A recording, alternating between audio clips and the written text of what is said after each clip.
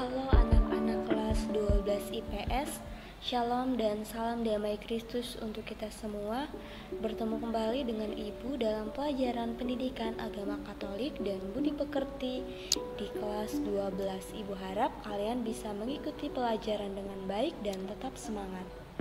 Nah anak-anak, materi kita kali ini yaitu tentang Yesus Kristus, pejuang keadilan, kejujuran, kebenaran, dan kedamaian. Jadi pada pembelajaran kali ini kita akan dibimbing untuk semakin memahami, menghayati, dan meneladani Yesus Kristus sebagai pejuang yang sempurna dalam hal keadilan, kejujuran, kebenaran, dan kedamaian melalui pewartaannya tentang kerajaan Allah. Pertama, gereja tidak hanya mengurus hal-hal rohani saja ya, tetapi terlibat dalam seluruh pergulatan hidup manusia. Gereja ikut berusaha membangun kehidupan bersama yang jujur, adil, dan benar. Yesus Kristus mewartakan kerajaan Allah yang memerdekakan. Kekuatan iman dalam tindakan cinta kasih serta keadilan dapat mengubah situasi menjadi semakin mendekati cita-cita damai, sejahtera sebagaimana yang diwartakan oleh Yesus Kristus. Nah, anak-anak, selanjutnya kita akan menemukan teks kitab suci yang menjelaskan tentang Yesus Kristus sebagai pejuang keadilan, kejujuran, kedamaian, dan kebenaran. Itu bisa kita lihat dalam Injil Matius bab 23 ayat 1 sampai dengan 15. Maka berkatalah Yesus kepada orang banyak dan kepada murid-muridnya, katanya, ahli-ahli Taurat dan orang-orang Farisi telah menduduki kursi Musa. Sebab itu turutilah dan lakukanlah segala sesuatu yang mereka ajarkan kepadamu. Tetapi janganlah kamu turuti perbuatan-perbuatan mereka, karena mereka mengajarkannya tetapi tidak melakukannya.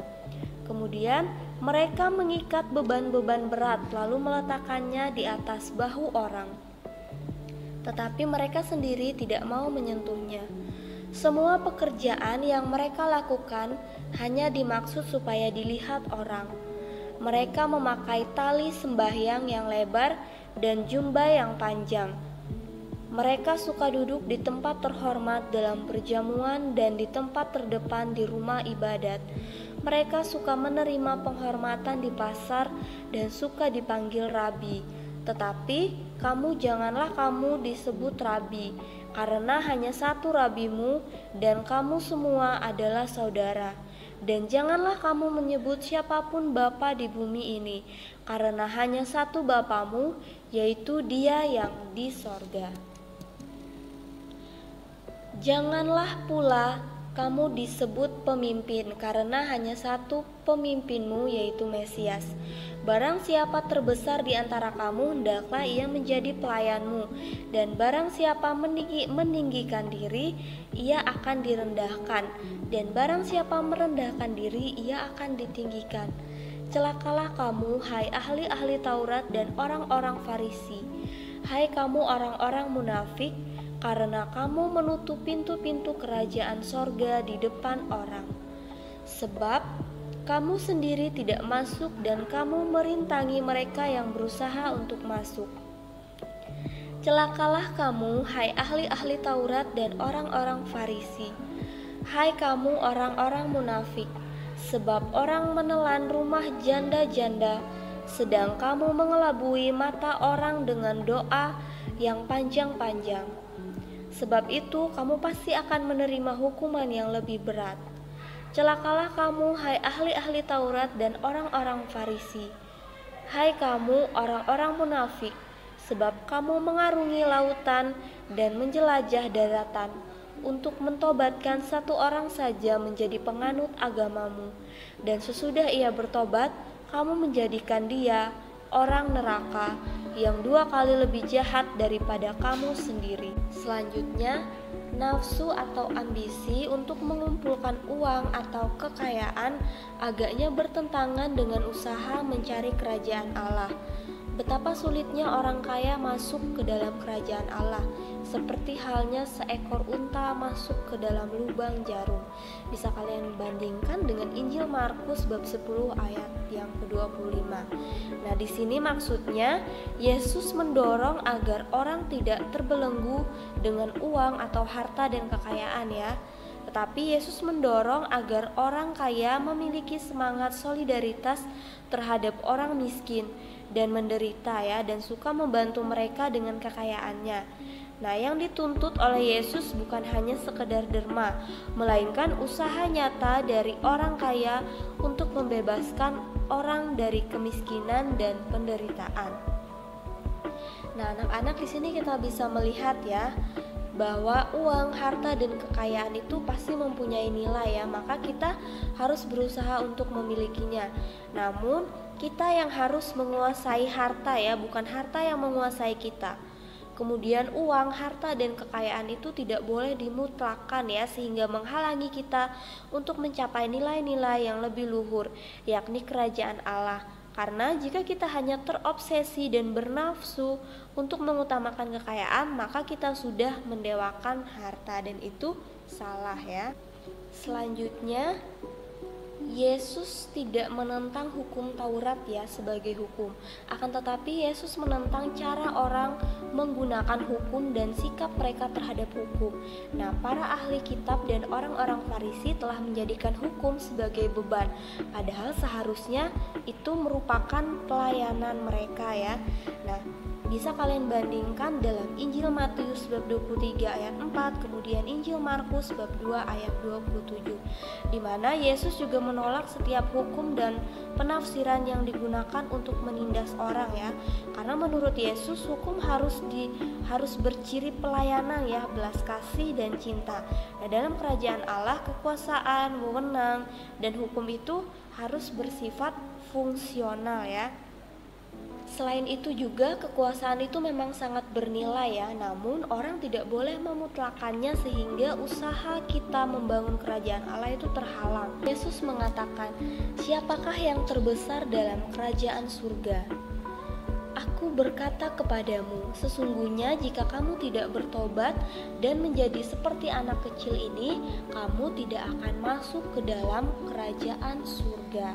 Bisa kalian bandingkan dengan Injil Matius bab 18 ayat 1 sampai 4 ya. Nah, anak adalah perumpamaan mengenai kerendahan ya, sebagai lawan dari kebesaran, status, gengsi, dan harga diri. Ini tidak berarti bahwa hanya orang-orang dalam kelas tertentu yang akan diterima dalam kerajaan Allah ya, karena setiap orang yang dapat masuk ke dalamnya jika ia mau berubah dan menjadi seperti anak kecil ya. Nah, menjadikan dirinya seperti anak-anak kecil. Selain itu, kerajaan yang diwartakan dan dikehendaki oleh Yesus adalah suatu masyarakat yang tidak membeda-bedakan ya, lebih rendah atau lebih tinggi. Setiap orang akan dicintai dan dihormati bukan karena pendidikan, kekayaan, asal-usul, kekuasaan, kemudian status, keutamaan, atau keberhasilan lainnya ya, tetapi karena ia adalah pribadi yang diciptakan Allah sebagai citranya. Selanjutnya, perbedaan pokok kerajaan dunia dan kerajaan Allah bukan karena keduanya mempunyai bentuk solidaritas yang berbeda ya.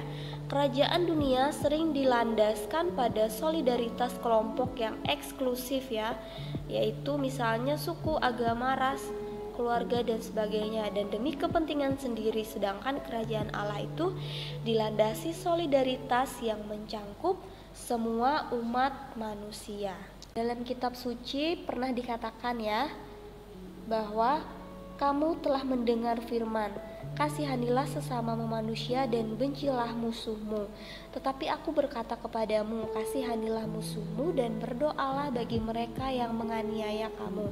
Nah, dalam kutipan ini Yesus memperluas pengertian saudara. Saudara tidak hanya teman ya, tetapi juga mencangkup musuh. Karena dikatakan kasihanilah musuhmu, berbuat baiklah kepada orang yang membenci kamu, mintalah berkat bagi orang-orang yang mengutuk kamu, berdoalah untuk orang-orang yang mencaci kamu. Dan jika kamu mengasihi orang yang mengasihi kamu, apakah jasamu?